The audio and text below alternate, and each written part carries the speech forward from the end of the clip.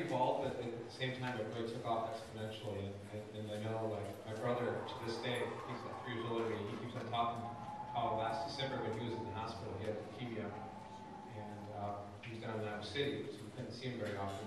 And he said, every time I see him, he says, Mike, I want you to know that Patrick called me every day for a month while I was in the hospital. He said, and before those, just 6 months before that, if I talked to him on the phone, it was like an interview. Hey, Pat, what you up to? Oh, not much, something like that. Pat really took it to another level. He was started elaborating. So not only did he call my brother, but he said, Mike, he's on the phone with me for 10 or 15 minutes. And one of the things I remember very well too is how when he came home from school, or wherever work didn't matter, the first thing he did was, where's Mom? Where's Katie?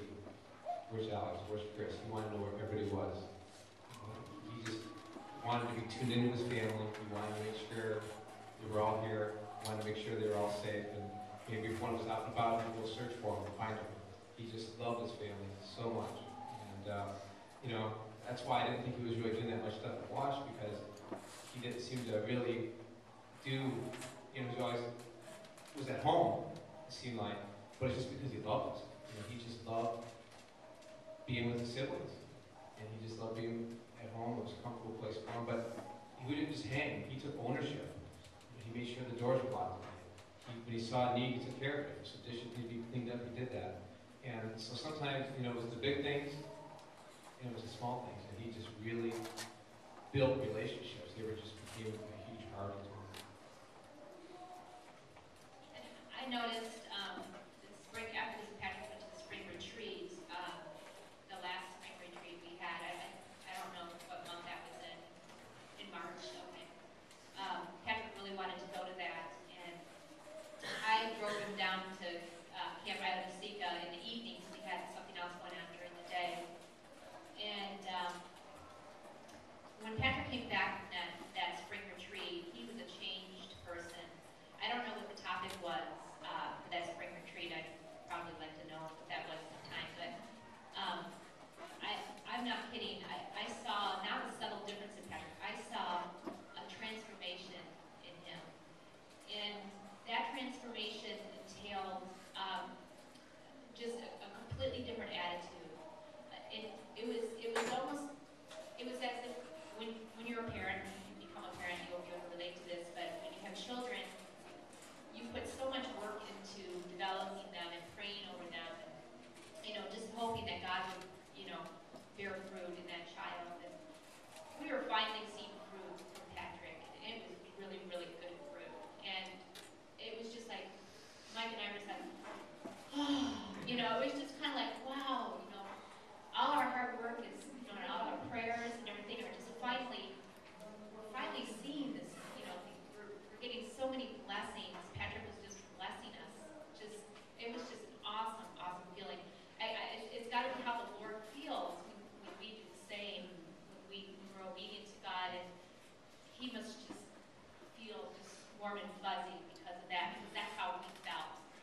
And Patrick, I know that as a teen, it's not normal, or it's not normal behavior, normal human behavior to just look around the house and see that something needs to be done and do it. That doesn't become normal. I know, as a teen once, and I don't know how many times I probably didn't do that very often. But Patrick did, and he would accommodate me to the farmer's market. I go there all the time when they have the farmer's market. And he would just come with me because he knew that I needed someone to carry my bag with all my heavy meat and everything in there. And he got to know all the, some of the farmers, and so when he passed away, they were very upset too because they got to know Patrick. But he would accompany me to the farmer's market, and he would help me clean up the kitchen Sunday nights. Sometimes he did that all by himself. He helped me plant the flowers. We went to Hy-Vee and picked out flowers for, we have some pots at our house. And we had a lot of fun doing that. And, God was giving us these times together, not knowing, that in less than a couple weeks, Patrick really could be around. The blessings, I have to say, like the true blessings were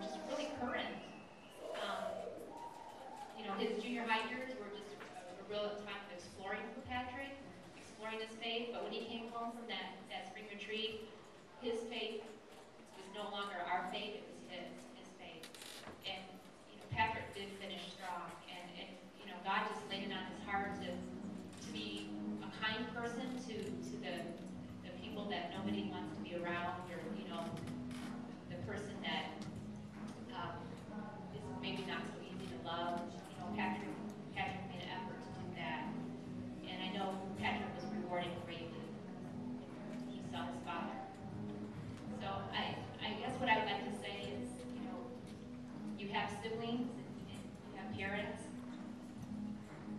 maybe pray about that. Pray about, how can I be a blessing to my parents? How can I be a blessing to my siblings?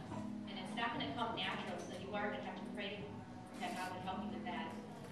But I'd also like to say that, Patrick was 16 years old, and none of us here are immortal. You never know when your number is going to come and the Lord will call you home. So, honestly, don't waste your time